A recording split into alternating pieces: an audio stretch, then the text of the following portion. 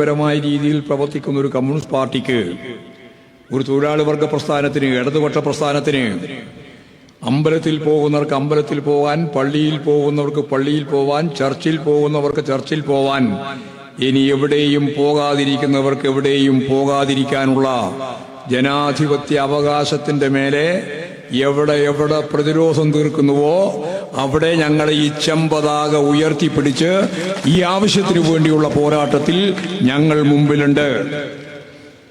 Communist പാർട്ടികൾ മുമ്പിലുണ്ട്. അതുകൊണ്ട് വർഗീയവാദികളും അതുപോലെ തന്നെ നിരവധിയായ പ്രസ്ഥാനങ്ങളും സ്ഥിരമായി ഇടതുപക്ഷ പ്രസ്ഥാനത്തെപ്പറ്റി, കമ്മ്യൂണിസ്റ്റ് പ്രസ്ഥാനത്തെ സംബന്ധിച്ച് ഇവർ വിശ്വാസികൾക്കെതിരാണ്, മതത്തിനെതിരാണ് എന്ന കള്ള പ്രചാരവേല നടത്തുന്നത് നല്ലതുപോലെ തിരിച്ചറിയണമെന്നാണ് എനിക്ക് ഈ സന്ദർഭത്തിൽ സഖാക്കളോടും സുഹൃത്തുക്കളോടുമെല്ലാം വ്യക്തമാക്കാനുള്ളത്.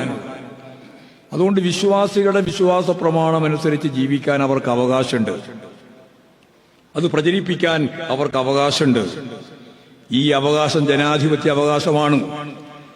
എന്നാൽ ഇന്ത്യ ഭരിക്കുന്ന ഭരണവർഗം, അതിന്റെ നേതൃത്വം വഹിക്കുന്ന ഭരണാധികാരികൾ ഭരണകൂടത്തെയും ഭരണ സംവിധാനത്തെയും ദൈവത്തിന്റെയും മതത്തിന്റെയും ഭാഗമാക്കി മാറ്റുന്നത് ഭരണഘടനാ വിരുദ്ധമാണ്. നേരത്തെ പറഞ്ഞ ഓരോരുത്തർക്കുമുള്ള ഭരണഘടനാ സംരക്ഷണമുണ്ട്. എന്നാൽ ഒരു ഗവൺമെന്റ് തന്നെ ഭരണകൂട വ്യവസ്ഥയാകെ ഇതിന്റെ ഭാഗമായിട്ട് മാറി, ഏതെങ്കിലും ഒന്നിന്റെ ഭാഗമായിട്ട് മാറുക എന്ന് വരുമ്പോൾ അത് സ്വാഭാവികമായിട്ടും ഭരണഘടനക്ക് യോജിച്ചതല്ല, ഭരണഘടനാ വിരുദ്ധമാണ്, ശരിയായ രീതിയിൽ ജനാധിപത്യ മതനിരപേക്ഷ ഉള്ളടക്കത്തിന്റെ അതിന്റെ സ്പിരിറ്റിന് വിരുദ്ധമായിട്ടുള്ള കാര്യമാണ്. ഞാനതിന്റെ മറ്റു തലങ്ങളിലേക്ക് ഒരുപാട് നേതാക്കന്മാരോട് പ്രസംഗിക്കാനുണ്ട് എന്നുള്ളതുകൊണ്ട് ഞാനതിന്റെ വിശദീകരണങ്ങളിലേക്കൊന്നും കടക്കാൻ ഉദ്ദേശിക്കുന്നില്ല. ഈ വർഗീയ ശക്തികളെ ചെറുക്കാൻ നമുക്കാവണം. ഈ വർഗീയ ശക്തികൾ രാജ്യത്തിന്റെ ജനാധിപത്യ മതനിരപേക്ഷ ഉള്ളടക്കത്തെ തകർക്കാൻ ശ്രമിച്ചിട്ട് പിന്നെ പറഞ്ഞിട്ട് കാര്യമില്ല. ഇപ്പൊ തന്നെ നമുക്കതിനെ പ്രതിരോധിക്കാനാവണം. സ്വാഭാവികമായിട്ടും എങ്ങനെയാണ് പ്രതിരോധിക്കുക എന്നുള്ള പ്രശ്നമുണ്ട്. അപ്പോഴാണ് കോൺഗ്രസിന്റെ പ്രശ്നം വരിക. എങ്ങനെയാ പ്രതിരോധിക്കുക? ഇതിനെ പ്രതിരോധിക്കാനാവുമോ? ഞങ്ങൾക്കൊരു സംശയമില്ല. ഇന്നുണ്ടാക്കിയ ഇന്ത്യ സമുച്ചയം, ഇന്ത്യ എന്ന പേരിൽ പറയുന്ന നമ്മുടെ സംവിധാനം, അതൊരു വിശാലമായ ഐക്യപ്രസ്ഥാനമാണ്. ഇന്ത്യയുടെ വിവിധ മേഖലയിൽ ഏതാണ്ട് 63% വരുന്ന ഇന്ത്യയിലെ ജനത BJP വിരുദ്ധരാണ്, BJPക്കെതിരായിട്ട് വോട്ട് ചെയ്തവരാണ്. എന്ന് പറഞ്ഞാൽ വോട്ട് ചെയ്യാത്തവരാണ്. BJPക്ക് അനുകൂലമായിട്ട് വോട്ട് ചെയ്യാത്തവരുണ്ട്. ഈ 37% മാത്രമേ BJPക്ക് അനുകൂലമായിട്ട് വോട്ട് ചെയ്തിട്ടുള്ളൂ. ഇന്ത്യ ആകെ പൂർണ്ണമായിട്ടും സ്ഥാനാർത്ഥി നിർണയ പ്രശ്നം കാര്യങ്ങൾ മുഴുവൻ കൈകാര്യം ചെയ്യാൻ ഈ ഇന്ത്യ മുന്നണിക്കാവുമെന്ന് ഞങ്ങളാരും പ്രതീക്ഷിക്കുന്നില്ല. സാധ്യമല്ല, പ്രായോഗികമല്ല. എന്നാൽ ഓരോ ഇന്ത്യൻ സംസ്ഥാനവും ഓരോ യൂണിറ്റായി എടുത്ത് ആ സംസ്ഥാനത്തിലെ ഓരോ നിയോജക മണ്ഡലത്തിലെയും സ്ഥാനാർത്ഥി ആരാവണം, പാർട്ടി ആരാവണം എന്ന് കൃത്യമായിട്ട് ചർച്ച ചെയ്ത് BJP വിരുദ്ധ വോട്ടുകളൊന്നും ഛിന്ന ഭിന്നമാവില്ല, ഒന്നും അങ്ങോട്ടും ഇങ്ങോട്ടും മത്സരിക്കപ്പെടില്ല എന്നതിന് ഉറപ്പുണ്ടായാൽ ഇന്ത്യയിൽ BJPയെ തറ പറ്റിക്കാനാവുമെന്ന കാര്യത്തിൽ ഒരു സംശയവും ആർക്കുണ്ടാവേണ്ടതില്ല. സാധിക്കുന്നതാണ്. അപ്പോൾ ചില ആളെല്ലാം പറയുന്നുണ്ട് നിതീഷ് കുമാർ മാറിപ്പോയല്ലോ, അത് 9ാമത്തെ പ്രാവശ്യമാണ് മാറുന്നത്. നിതീഷ് കുമാറിന്റെ മാറ്റം നോക്കിയിട്ട് ഒരു കാര്യമില്ല. കഴിഞ്ഞ പ്രാവശ്യം ഈ 37% വോട്ട് കിട്ടിയപ്പോ നിതീഷ് BJPയുടെ ഒപ്പമായിരുന്നു. അതുകൊണ്ട് അതിന്റെ ഭാഗമായിട്ട് എന്തെങ്കിലും വരുമെന്ന് നിങ്ങൾ ധരിക്കണ്ട. പക്ഷെ ഇതിന്റെ ഏറ്റവും പ്രധാനപ്പെട്ട പ്രശ്നം കോൺഗ്രസിന്റെ അവസ്ഥയാണ്. നമ്മളിവിടെ അഭിമുഖീകരിക്കുന്നത് ഏറ്റവും പ്രധാനമായിട്ട് കോൺഗ്രസിന്റെ നിലപാടിനെയാണ്. കോൺഗ്രസ് ഇവിടെ പറഞ്ഞിരിക്കുന്നു ഈ കേരളത്തിലെ ഏറ്റവും പ്രധാനപ്പെട്ട ശത്രു ഇടതുപക്ഷമാണ്. BJP ഇവിടെ വ്യക്തമാക്കിയിരിക്കുന്നു കേരളത്തിലെ ഏറ്റവും പ്രധാനപ്പെട്ട ശത്രു ഇടതുപക്ഷമാണ്. ഇപ്പോൾ കോൺഗ്രസിന്റെയും BJPയുടെയും രണ്ടാളും ഒരേപോലെ മുഖ്യ ശത്രുവായിട്ട് കാണുന്ന ഇടതുപക്ഷമുള്ള നാടാണ് കേരളം. അതിൽ ഞങ്ങൾക്ക് അഭിമാനം മാത്രമേ ഉള്ളൂ. കോൺഗ്രസിന്റെയും BJPയുടെയും ഏറ്റവും പ്രധാനപ്പെട്ട ഹിറ്റ് ലിസ്റ്റിൽ 1-ാം സ്ഥാനത്ത് ഇടതുപക്ഷമാണ് എന്ന് പറയുമ്പോൾ ഞങ്ങൾക്കതിൽ യാതൊരു കൂസലില്ല എന്ന് മാത്രമല്ല, അത് അഭിമാനത്തോടുകൂടി നിലപാടിന്റെ ഭാഗമായിട്ടാണ് എന്ന് ജനങ്ങളോട് വിശദീകരിച്ചു പോകാൻ ഇടതുപക്ഷ പ്രസ്ഥാനത്തിന് സാധിക്കും. ഒരു പ്രയാസമില്ല. പക്ഷെ പ്രശ്നതല്ല, ഇത് തമ്മിലുള്ള ഒരു അന്തർധാര, ഈ RSSും BJPയും കോൺഗ്രസും തമ്മിലുള്ള ഒരു അന്തർധാര എങ്ങനെയാണ് കേരളത്തിൽ വരാൻ പോകുന്ന പാർലമെന്റ് തെരഞ്ഞെടുപ്പിൽ പ്രതിഫലിക്കുക എന്നതിനെ സംബന്ധിച്ചിടത്തോളം നമുക്കെല്ലാവർക്കും ഉത്കണ്ഠയുണ്ട്. അത് തുറന്നു പറയുകയാണ്. തുറന്നു പറയാതിരുന്നിട്ട് കാര്യമില്ല, പറയുകയാണ്. ഇനിയിപ്പോ കോൺഗ്രസിന്റെ ഭാഗമായിട്ട് നിൽക്കുന്ന ആളുകൾ ഇനി ആരൊക്കെയാണ് BJPയിലേക്ക് ചേക്കേറാൻ പോകുന്നത് എന്നും ഇപ്പോഴും നമുക്ക് പ്രവചിക്കാൻ സാധിക്കില്ല. 2 ദിവസം മുമ്പ് വരെ തൃശൂരിൽ UDFന് വേണ്ടി വോട്ട് പിടിക്കാൻ നടന്ന കേരളത്തിലെ കോൺഗ്രസ് കെട്ടിപ്പടുക്കുന്നതിൽ ഏറ്റവും പ്രധാനപ്പെട്ട പങ്ക് വഹിച്ച മുൻ മുഖ്യമന്ത്രി K. കരുണാകരന്റെ മകൾ പത്മജ വേണുഗോപാലൻ ഒരു മുഹൂർത്തം നോക്കിയിട്ട് ഡൽഹിയിൽ പോയി മെമ്പർഷിപ്പും വാങ്ങി ഇന്നലെ തിരിച്ച് ഈ കേരളത്തിലേക്ക് എത്തി എന്ന വാർത്ത ഞാനും നിങ്ങളും കണ്ടു.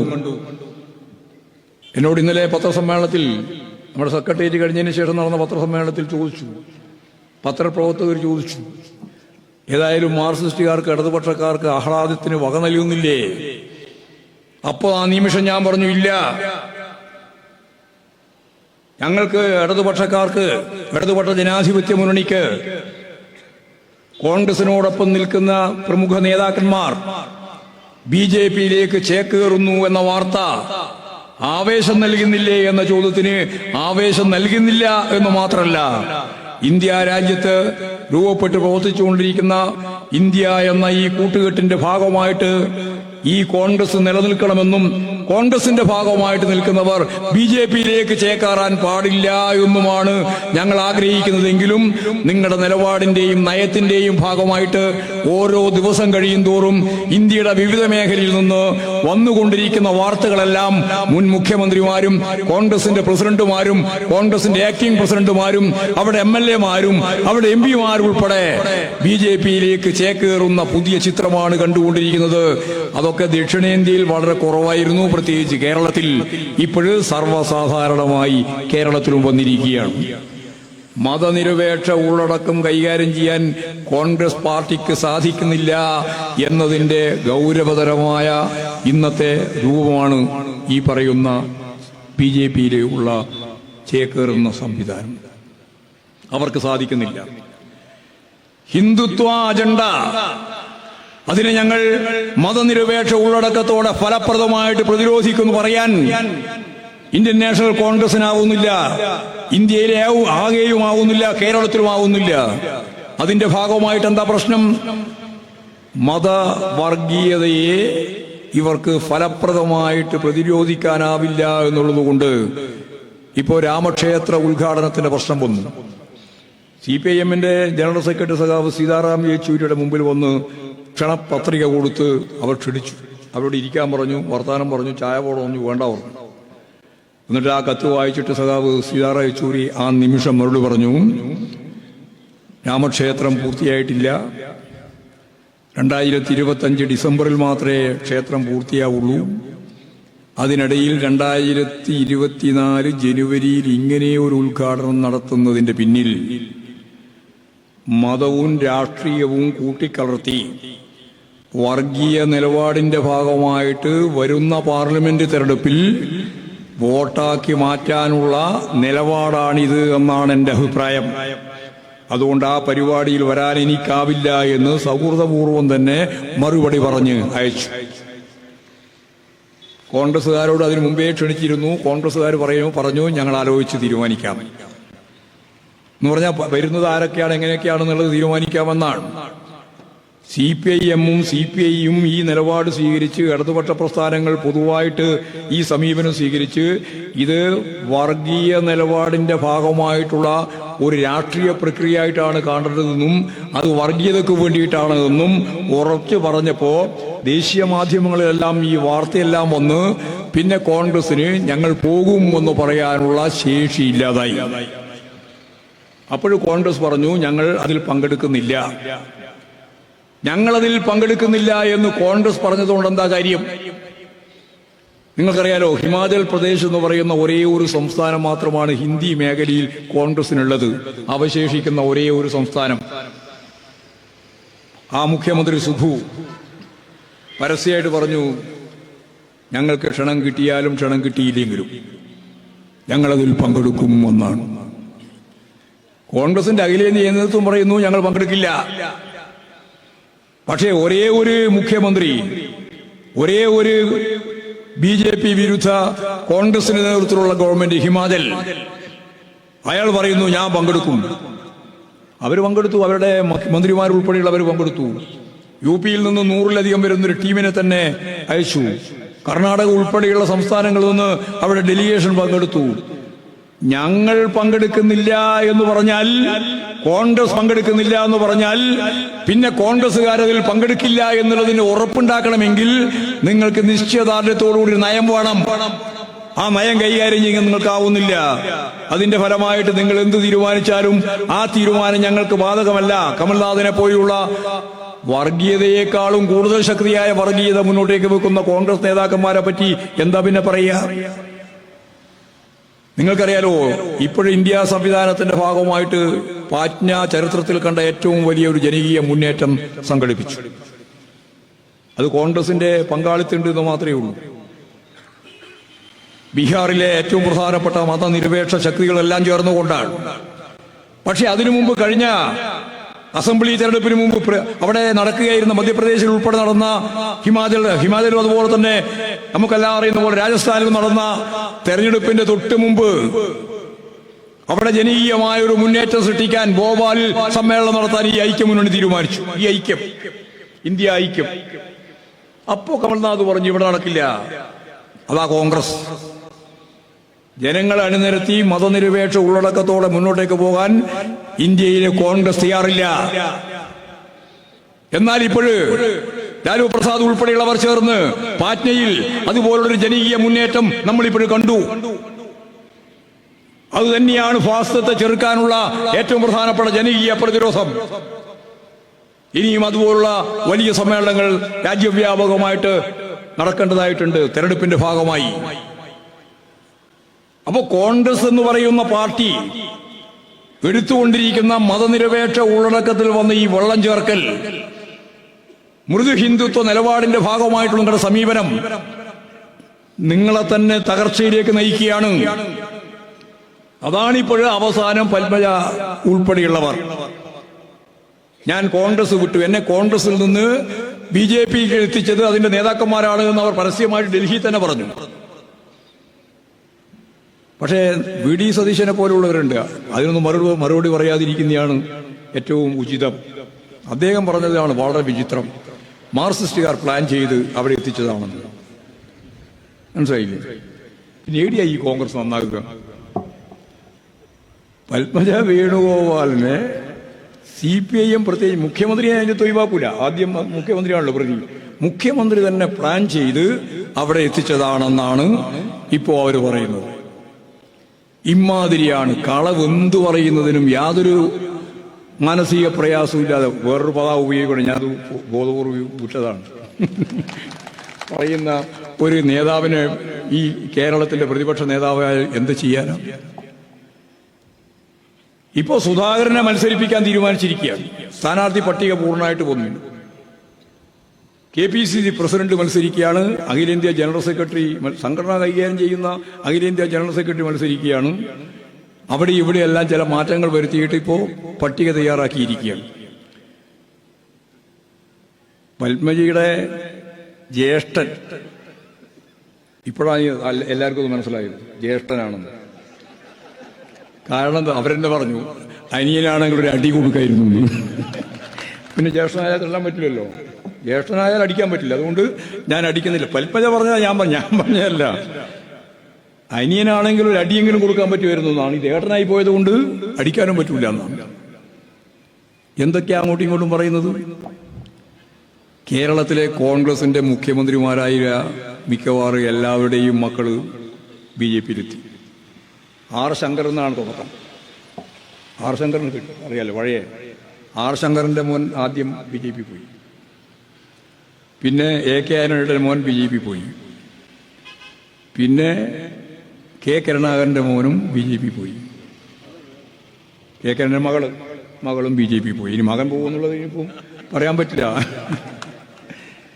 മകനെ അദ്ദേഹം തന്നെയാണ് പറഞ്ഞത്, ഉണ്ണാൻ വിളിച്ചാൽ പോകുന്നതിന് എന്താ കുഴപ്പം, പ്രേമേന്ദ്രന് പിന്തുണ.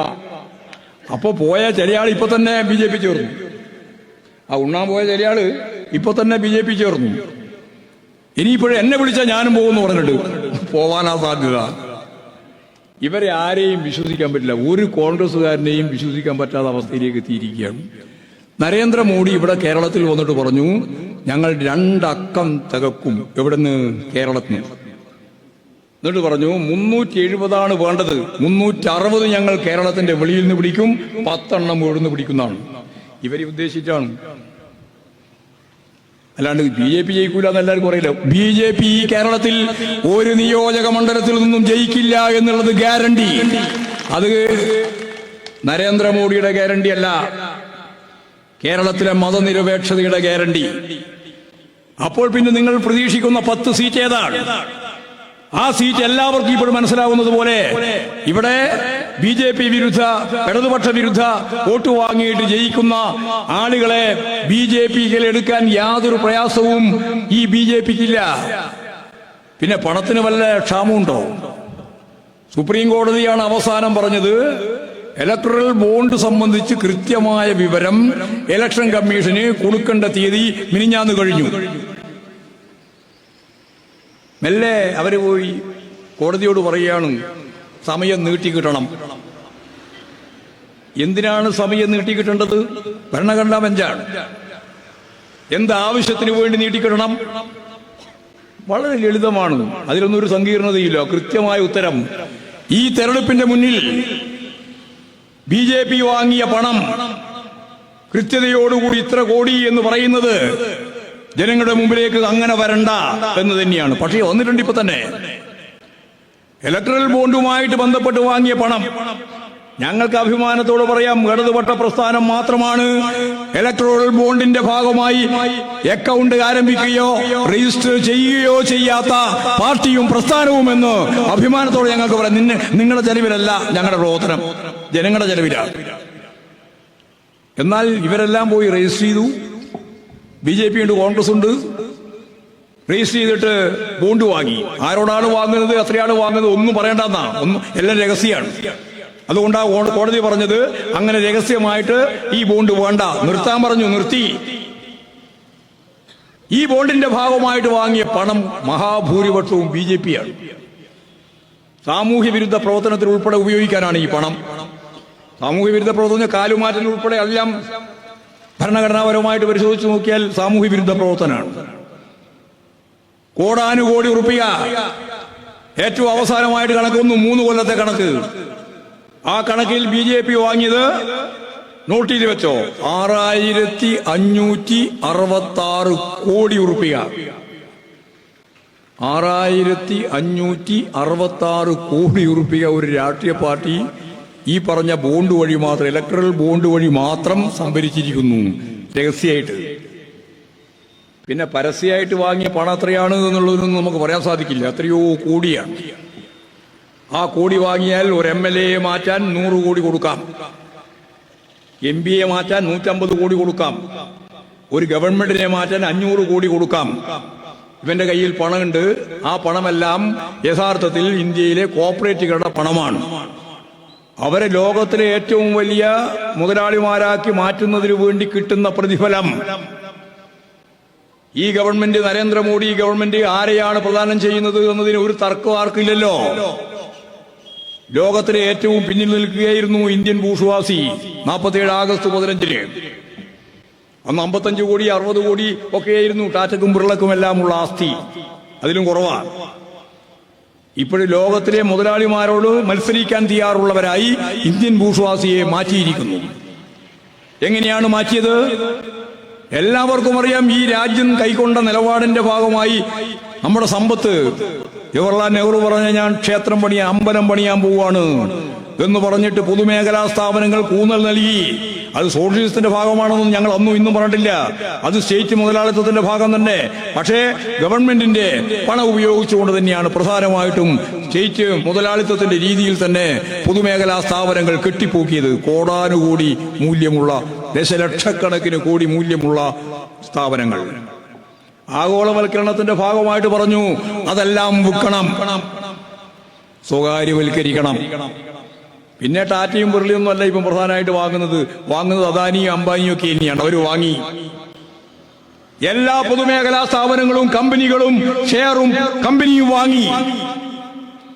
ഒരു മുതലാളിയും ഈ ഷെയറും കമ്പനിയും വാങ്ങുമ്പോൾ സ്വന്തം കയ്യിൽ നിന്ന് പണം എടുക്കില്ല എന്ന് എല്ലാവർക്കും അറിയാം. അതൊരു നിയമമാണ്, അതിന്റെ എക്കണോമിക്സ് ആണ്.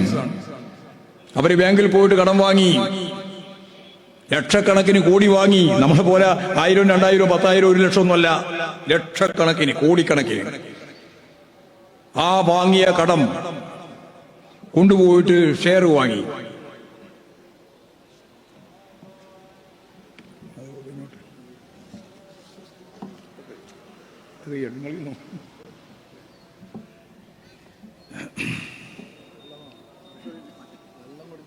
ചൂടുവെള്ളം മതി. കസേരയുണ്ടോ?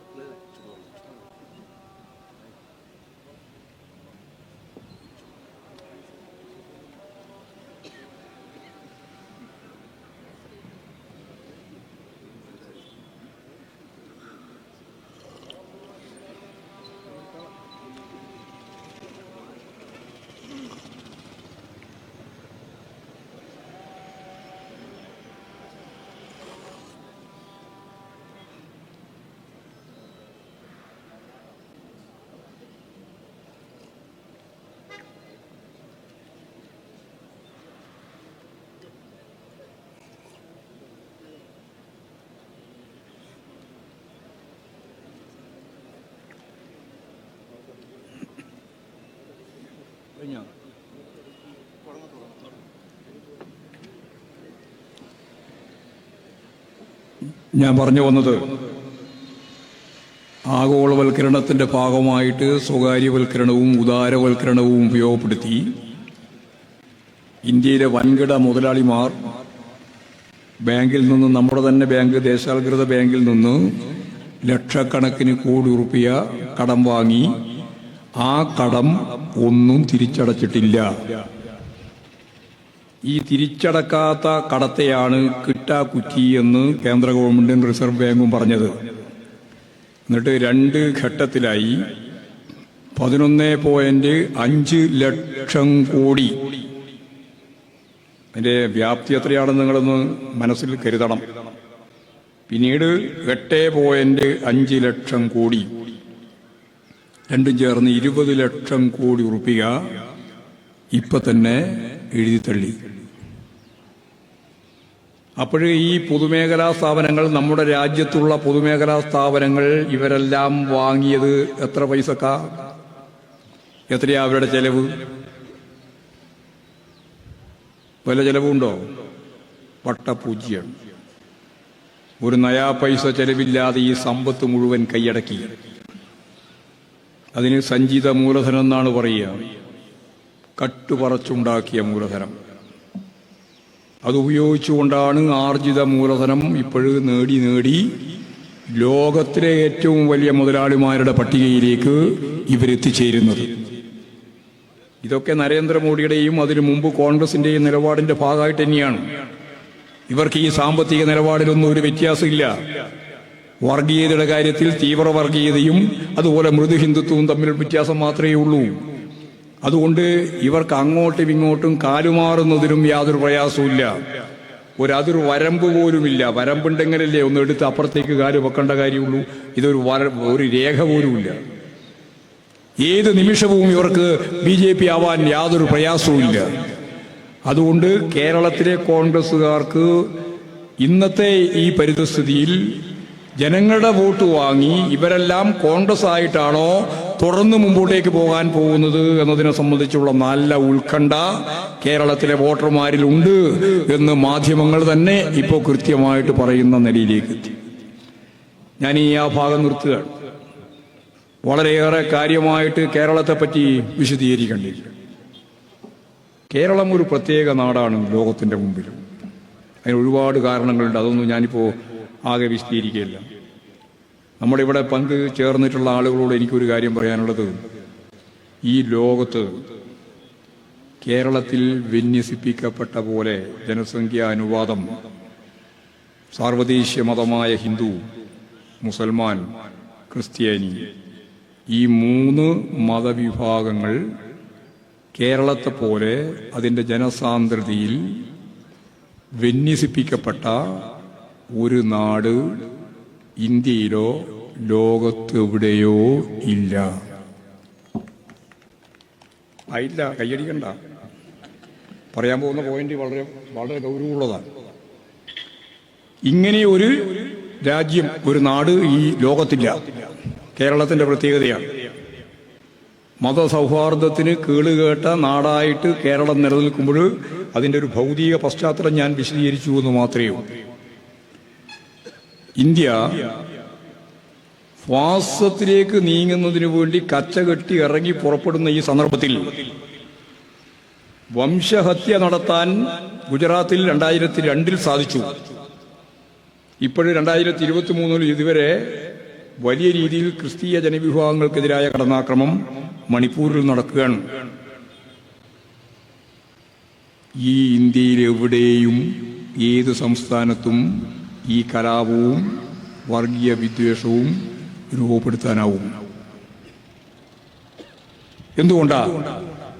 ഫ്യൂഡൽ സമൂഹത്തിന്റെ ജീർണതയുടെ മേലെ കെട്ടിപ്പൊക്കിയ മുതലാളിത്തമാണ് ഇന്ത്യ. ഈ മുതലാളിത്ത പൂർവ ആശയങ്ങളൊന്നും ഗൗരവപൂർവം ചർച്ച ചെയ്യപ്പെടുകയും അവസാനിപ്പിക്കുകയും ചെയ്തൊരു നാടല്ല ഇന്ത്യ. ചാതുർവർണ്ണ്യ വ്യവസ്ഥയിൽ അധിഷ്ഠിതമായ മനുസ്മൃതിയുടെ ഭാഗമായി ഇന്ത്യൻ ഭരണഘടന തയ്യാറാക്കണമെന്ന് പറയാൻ യാതൊരു മടിയുമില്ലാത്ത ഒരു വലിയ ജനവിഭാഗം ഈ ഇന്ത്യയിലുണ്ട്. അതിന്റെ നേതൃത്വമാണ് RSS. മനുസ്മൃതിയെ അടിസ്ഥാനപ്പെടുത്തി ചാതുർവർണ്ണ്യ വ്യവസ്ഥയിൽ അധിഷ്ഠിതമായ ഒരു ഭരണഘടനയെ ഉണ്ടാക്കുക.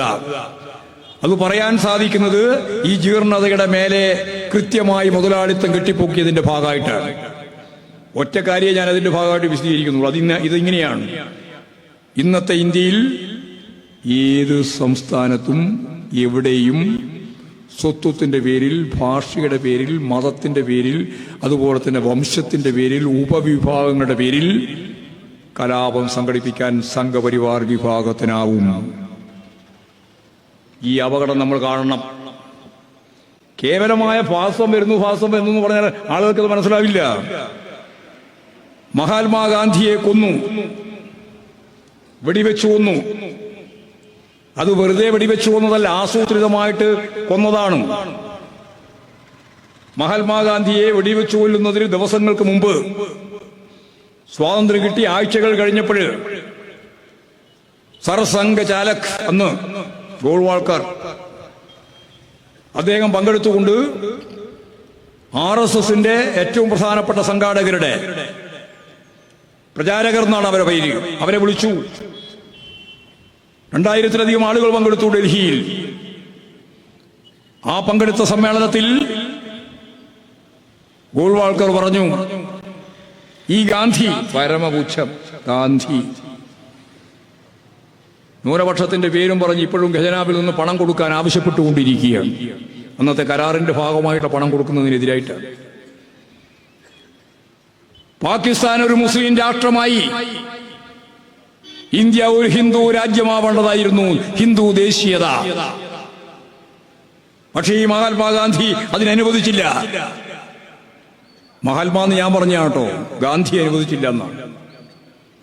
എന്നിട്ട് പ്രസംഗം അവസാനിപ്പിക്കുന്ന ഇങ്ങനെയാണ്: ഈ ഗാന്ധി ഇതേ നില തുടർന്നാൽ നിശബ്ദനാക്കേണ്ടി വരും എന്നാണ്. അതിന്റെ വർബാറ്റ പൂർണ്ണമായിട്ട് ഇപ്പോഴും ബ്രിട്ടീഷ് മ്യൂസിയത്തിൽ നിന്ന് ഇന്ത്യൻ മ്യൂസിയത്തിൽ കിട്ടി.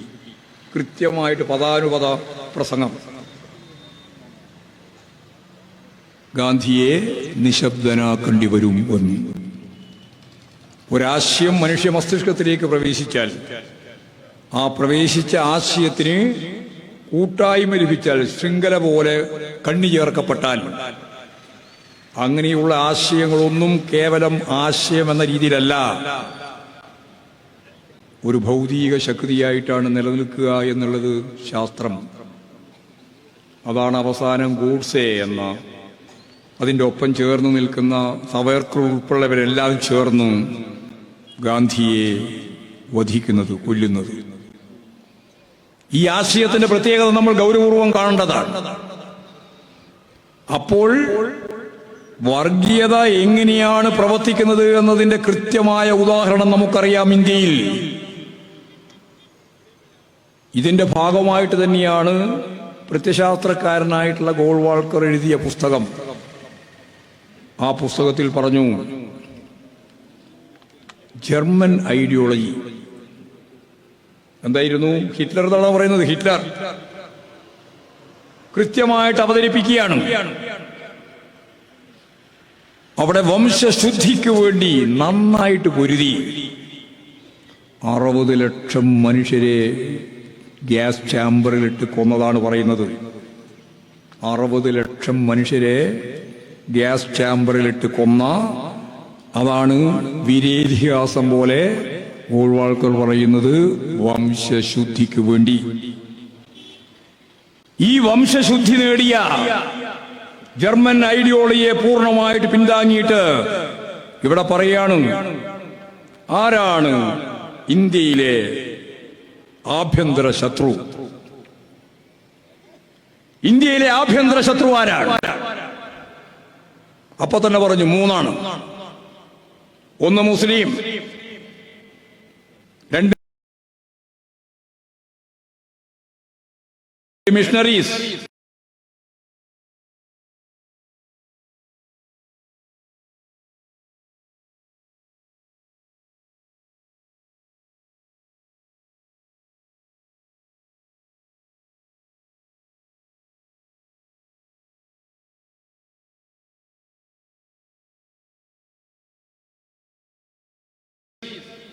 മൂന്ന് മാർക്സിസ്റ്റ്, 3M. ഈ 3നെയും ഉന്മൂലനം ചെയ്യണം വംശശുദ്ധിക്ക്. ഞാനിത് പറയുന്നത് നേരത്തെ പറഞ്ഞതിന്റെ ഒപ്പം ചേർത്തുകൊണ്ട് വളരെ ഗൗരവപൂർവ്വം മനസ്സിലാക്കാനാണ്, അല്ലെങ്കിൽ നമുക്ക് ധാരണയുണ്ടാക്കാനാണ്. ഇനി ഞാനൊരു കാര്യം പറയാ, ഈ ആഭ്യന്തര ശത്രു എന്ന് പറയുന്ന മുസ്ലിമും ആഭ്യന്തര ശത്രു എന്ന് പറയുന്ന ക്രിസ്ത്യാനിയും നാട് ഏതാണെന്ന് കേരളാണല്ലേ. അപ്പൊ കേരളാണെന്ന് പറഞ്ഞാൽ പോരാ, അതിന്റെ ഭാഗമായിട്ട് വരുന്ന അതിക്രമത്തിന്റെ ഒരു രൂപം, ഭാവം നിങ്ങളുടെ മനസ്സിൽ വേണം. ഈ കേരളത്തിലെ ഇടതുപക്ഷ ജനാധിപത്യ ശക്തികൾക്ക് നേരെ ഇവന്റെ പ്രത്യശാസ്ത്രപരമായിട്ട് നിലപാടിന്റെ ഭാഗമായിട്ട് എന്താവും വരാൻ പോകുന്ന ഭാവി എന്നതിനെ പറ്റി ഉത്കണ്ഠ വേണം. നമുക്കതിന്റെ ജാഗ്രത വേണം. അത് വെച്ചുകൊണ്ട് മാത്രമേ നമുക്ക് BJPയെ പരാജയപ്പെടുത്താനും അതിന്റെ ഒപ്പം നിന്ന് നാളെ BJPയിലേക്ക് പോകുന്നവരെ പരാജയപ്പെടുത്താനും, രണ്ടും പരാജയപ്പെടുത്താൻ നമുക്ക് സാധിക്കുകയുള്ളൂ. ഇടതുപക്ഷത്തിന്റെ ആശയങ്ങളും അതിന്റെ നിലപാടുകളും ഈ രാജ്യത്തെ മുന്നോട്ട് നയിക്കാൻ ഏറ്റവും പ്രധാനപ്പെട്ട കാര്യം തന്നെയാണ്.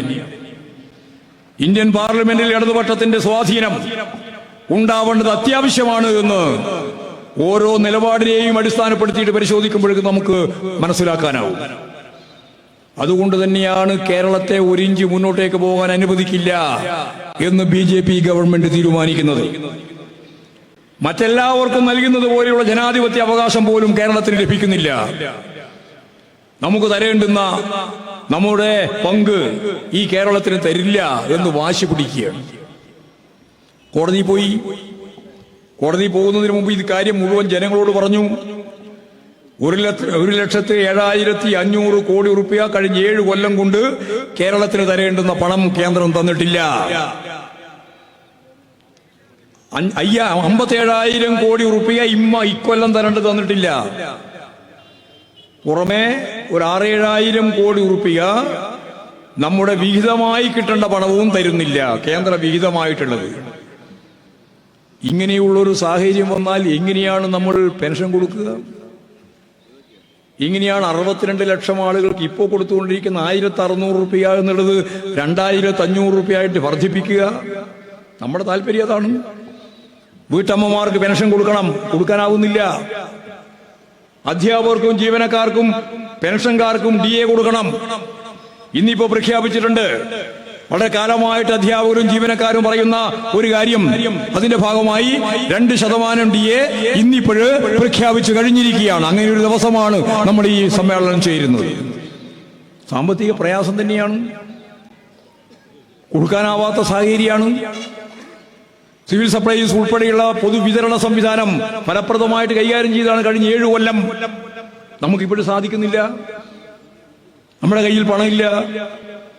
ഈ പറഞ്ഞ 57,000 കോടി നമ്മുടെ കയ്യിൽ വന്നാൽ ഒരു 10,000 മിച്ചം വെച്ച് ഇതെല്ലാം കൊടുക്കാൻ നമുക്ക് സാധിക്കും. പുതിയ പരിപാടികൾ ആസൂത്രണം ചെയ്യാനും സാധിക്കും. കേന്ദ്രം അനുവദിക്കുന്നില്ല. കേന്ദ്രം അനുവദിക്കുന്നില്ല എന്ന കാര്യം കേരളത്തിലെ പ്രതിപക്ഷ നേതാവിനോട്, ഉപനേതാവിനോട്, രണ്ടാളോടും വിളിച്ച് മുഖ്യമന്ത്രി തന്നെ ചർച്ച നടത്തി. നമുക്ക് ഡൽഹിയിലേക്ക് പോകണം. അതിനു മുമ്പ് നവകേരള ജാഥയുടെ ഭാഗമായിട്ട്, യാത്രയുടെ ഭാഗമായിട്ടും വിളിച്ചു. അന്നും പറഞ്ഞു ആലോചിച്ചിട്ട് പറയാം. പക്ഷെ ആലോചിച്ചിട്ട് പറഞ്ഞില്ല. അവർ പറഞ്ഞത് പരസ്യമായി പ്രഖ്യാപിച്ചു, ഞങ്ങൾ സഹകരിക്കില്ല. കേന്ദ്രത്തിന്റെ നിലപാടിനെതിരായിട്ട് മുന്നോട്ടേക്ക് പോകണമെന്ന് പറഞ്ഞു. നമ്മളില്ല. ഈ കഴിഞ്ഞ 5 കൊല്ലക്കാലത്തെ ഇന്ത്യൻ പാർലമെന്റിന്റെ ചരിത്രം കൃത്യമായിട്ട് പരിശോധിച്ചാൽ കേരളത്തിന് വേണ്ടി 18 MP ഒരക്ഷരം പറഞ്ഞിട്ടില്ല. ഇവിടെയുള്ള MP ഉൾപ്പെടെ ഒന്നും പറഞ്ഞിട്ടില്ല. മാത്രമല്ല, നമുക്കെതിരായിട്ടാണ്. വായ തുറന്നാൽ കേരളത്തിനെതിരായിട്ടാണ്. ഇപ്പോ കേരളത്തിലെ ജനങ്ങളെ ഒരു ശത്രു സൈന്യത്തെ പോലെ കാണുകയാണ്. ലോകത്ത് എവിടെയെങ്കിലും ഉണ്ടോ ഒരു പ്രതിപക്ഷ നേതാവ് ഒരു വികസന പ്രവർത്തനവും നടത്താൻ ഞങ്ങൾ അനുവദിക്കില്ല എന്ന് രാഷ്ട്രീയ തീരുമാനമാണെന്ന് പറയുന്ന പോലെ ഏതെങ്കിലും പ്രതിപക്ഷ നേതാവ് ലോകത്തുണ്ടോ? എവിടെയെങ്കിലും? എവിടെയില്ല. ക്രിയാത്മക പ്രതിപക്ഷം എന്നാണ് എല്ലാവരും പറയുന്നത്. ജനാധിപത്യ സംവിധാനത്തിന്റെ ഒരു ഭാഗം അത്, ക്രിയാത്മകമായ പ്രതിപക്ഷം. പക്ഷെ ഒരു വികസന പ്രവർത്തനവും കേരളത്തിൽ നടത്താൻ അനുവദിക്കില്ല എന്ന ഉറച്ച നിലപാടിലാണ് ഞങ്ങളൊന്ന് പരസ്യമായിട്ട് പറയുന്ന പ്രതിപക്ഷ നേതാവാണ് VD സതീശൻ. സുധാകരനെ പറ്റി ഞാൻ വേറെ ഒന്നും പറയുന്നില്ല. അവർ തമ്മിലുള്ള ബന്ധവും ഞാൻ വിശദീകരിക്കുന്നില്ല. നല്ല ബന്ധമാണ് അവർ തമ്മിൽ. സഹോദരന്മാരെ പോലെയാണെന്നാണ് ചെന്നിത്തല പറയുന്നത്.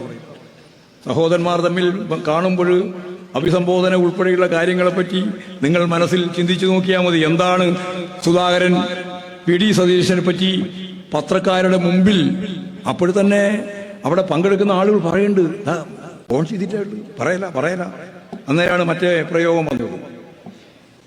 ഒരാളുടെ സാംസ്കാരിക ജീവിതത്തിന്റെ അടയാളപ്പെടുത്തലാണ് ഭാഷ. ഒരു സംശയവും വേണ്ട നിങ്ങൾക്ക്.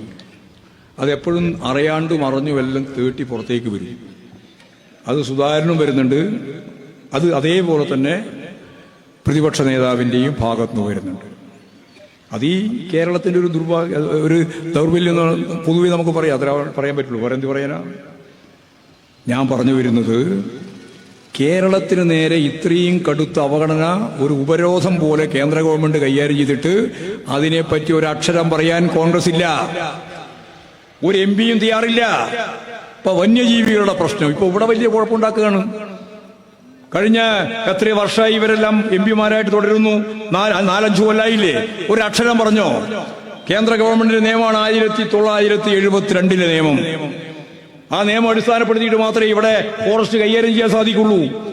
നമുക്കൊരു സ്വതന്ത്രമായ നിയമം പോലും ഉണ്ടാക്കാനാവില്ല. അതുകൊണ്ട് ഈ പാവപ്പെട്ട മനുഷ്യരെ കടന്നാക്രമിക്കുന്ന ഹിംസ സ്വഭാവമുള്ള ചില ജീവികളെയെങ്കിലും വെടിവെച്ചു കൊല്ലാനുള്ള അധികാരാവകാശം വേണം എന്ന് കേരളത്തിലെ ജനങ്ങളുടെ കൃത്യമായ താല്പര്യം ശരിയാണ്.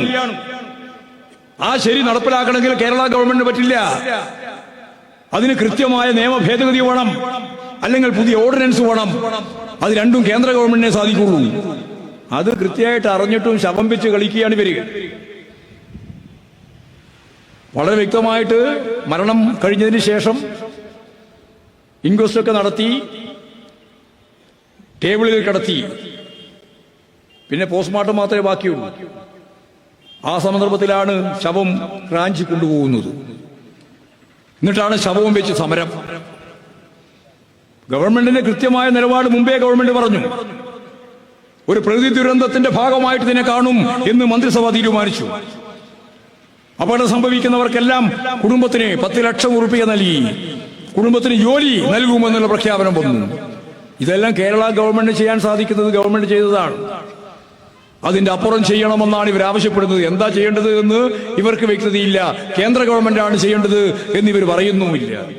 അപ്പൊ രാഷ്ട്രീയ ലാക്കി വെച്ചുകൊണ്ട് കളിക്കുകയാണ്. ഇതേപോലെ വളരെ പ്രധാനപ്പെട്ട ഒരു പ്രശ്നം തന്നെയല്ലേ സിദ്ധാർത്ഥന്റെ പ്രശ്നം വയനാട്ടിൽ. അവിടെ വെറ്ററിനറി കോളേജിൽ പഠിച്ചുകൊണ്ടിരിക്കുന്ന ഒരു കുട്ടി, ആ കുട്ടിയുമായിട്ട് ആ കോളേജിലെ വിദ്യാർത്ഥികളും ഇവരൊക്കെ തന്നെ ഒരു സംഘർഷത്തിലേക്ക് വന്നു. കുട്ടി മരിക്കാനിടയായി. എങ്ങനെയെന്നൊന്നും ഞാനിപ്പോ പറയുന്നില്ല. അങ്ങനെ ഒരു സംഭവം വന്നാൽ നമ്മുടെ മനോരമയും മാതൃഭൂമിയും ഏഷ്യാനെറ്റും ഒക്കെ എന്താ ചെയ്തത്? അതിലെ പ്രതി ആരാണ്? പിണറായി വിജയൻ. അതിൽ ഒന്നാമത്തെ പ്രതി പിണറായി വിജയൻ. വൈകുന്നേരം ഇരുന്ന് ചർച്ച ചെയ്യാണ്. എന്തേ മുഖ്യമന്ത്രി മിണ്ടാകുന്നത്? എന്നോട് ചോദിച്ചപ്പോൾ ഞങ്ങൾ കൃത്യമായിട്ട് പറഞ്ഞു, മുഖം നോക്കാതെ നടപടി സ്വീകരിക്കണം. ആര് എന്നുള്ള പ്രശ്നമില്ല. ചില SFIക്കാർ അതിലുണ്ട് എന്നുള്ളതുകൊണ്ടാണ് ഈ ചോദ്യത്തിനെല്ലാം പ്രസക്തി. 19 ആളിൽ 4 ആൾ SFIക്കാരാണ്. ബാക്കിയെല്ലാം പല സീസും ഉണ്ട്. എല്ലാവരും ഉണ്ട്, എല്ലാ വിഭാഗവും ഉണ്ട്. വലിയ കോൺഗ്രസ് നേതാക്കന്മാരുടെ മക്കൾ ഉൾപ്പെടെയുണ്ട്. അതൊന്നും ഞങ്ങളാരും പറഞ്ഞിട്ടില്ല. പക്ഷെ മുഖം നോക്കാതെ നിലപാട് സ്വീകരിക്കണം. 18 ആളെയും അറസ്റ്റ് ചെയ്ത്, ഇനി ഒരാളെയാണ് കിട്ടാൻ ബാക്കിയാണ്. ഇപ്പൊ ഇന്ന് രക്ഷിതാക്കളെല്ലാം കൂടി ചേർന്ന് അച്ഛനും അമ്മയും കൂടി പോയി, ഈ ഗവൺമെന്റ് ഞങ്ങൾക്ക് വിശ്വാസമുണ്ട്, അതുകൊണ്ട് ഗവൺമെന്റ് എടുക്കുന്ന നിലപാടിനോട് ഞങ്ങൾക്ക് യോജിപ്പാണ്. അവർ പറഞ്ഞു അവിടെ അന്വേഷണം നടത്തണം, CBI അന്വേഷണമാണ് അവർ പറഞ്ഞത്. മുഖ്യമന്ത്രി പറഞ്ഞു ഞങ്ങൾക്കൊന്നും മറച്ചു വെക്കാനില്ല, അതുകൊണ്ട് ഈ കേസ് CBI അന്വേഷണത്തിന് വേണ്ടി നിങ്ങളുടെ ആവശ്യപ്രകാരം വിടാൻ ഗവൺമെന്റിന് യാതൊരു പ്രയാസമില്ല എന്ന് ഇന്ന് മുഖ്യമന്ത്രി പറഞ്ഞു കഴിഞ്ഞിരിക്കുകയാണ്. കഴിഞ്ഞില്ലേ നിങ്ങളുടെ ഈ അത്ര ദിവസമായി തുടങ്ങിയിട്ട്? ഇന്ന് ഞാൻ ഹിന്ദു പത്രം നോക്കിയപ്പോൾ ഹിന്ദു പത്രത്തിൽ ഒരു പേജ് പൂർണ്ണമായിട്ടും ഇതാണ്.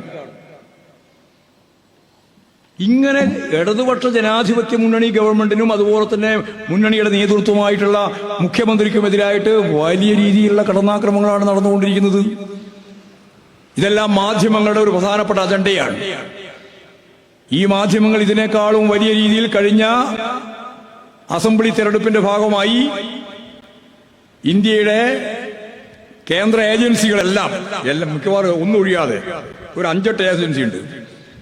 അതെല്ലാം കേരളത്തിൽ വന്ന് വാർത്ത ചമച്ച് പിണറായി വിജയന്റെ ഗവൺമെന്റിന്റെ അന്ത്യം വന്നിരിക്കുന്നു എന്ന് ചൂണ്ടിക്കാണിച്ച് ആ ഇലക്ഷനെ നേരിട്ട് പോയതാണ്. ഇവിടെ പ്രചരണം കൊണ്ട് ഇവരെല്ലാവരും വിചാരിച്ചത് ഈ ഗവൺമെന്റിന് തുടരൂല. പക്ഷെ ഇവരെല്ലാം എതിർത്തിട്ടും 99 സീറ്റ് ചരിത്രത്തിന്റെ ഈ അടുത്ത കാലത്തൊന്നും കിട്ടാത്ത രീതിയിലുള്ള ഭൂരിപക്ഷത്തോടുകൂടി പിണറായി വിജയന്റെ ഗവൺമെന്റ് വീണ്ടും അധികാരത്തിൽ വന്നു. ആ ഗവൺമെന്റ് അധികാരത്തിൽ വന്ന അന്ന് ഇവർ തീരുമാനിച്ചു ഒരു വികസന പ്രവർത്തനവും നടത്താൻ അനുവദിച്ചുകൂടും. കാരണം വികസനത്തിന് വോട്ടുണ്ട്, അതാ കാര്യം. ഒരു വികസന പ്രവർത്തനവും നടത്താൻ അനുവദിക്കില്ല. കോൺഗ്രസും തീരുമാനിച്ചു, VD സതീശനും തീരുമാനിച്ചു, അതുപോലെ തന്നെ പത്രമാധ്യമങ്ങളും തീരുമാനിച്ചു. ഗവൺമെന്റിനെതിരായിട്ട് അന്നു മുതൽ ഇന്നേ വരെ എഴുതിക്കൊണ്ടിരിക്കുകയാണ്. ജനങ്ങൾക്ക് വരികൾക്കിടയിൽ വായിക്കാനും കാണുന്നതിന്റെ അപ്പുറം കാണാനുമുള്ള ശേഷി കൊണ്ടാണ് ഇന്നിവിടെ ഈ സമ്മേളനത്തിൽ ആയിരക്കണക്കിന് ആളുകൾ പങ്കെടുക്കുന്നത് എന്ന കാര്യത്തിൽ എനിക്ക് യാതൊരു സംശയമില്ല. ഈ കഴിവില്ലെങ്കിൽ എന്നേ നമ്മൾ ഇല്ലാതാവും. വരികൾക്കിടയിൽ വായിക്കാനും കാണുന്നതിന്റെ അപ്പുറം കാണാനും കേരളത്തിലെ ജനങ്ങൾക്കാവുന്നില്ല എങ്കിൽ ഈ ഇടതുപക്ഷ ജനാധിപത്യ മുന്നണി കേരളത്തിൽ ഉണ്ടാവുമോ? ഇല്ല.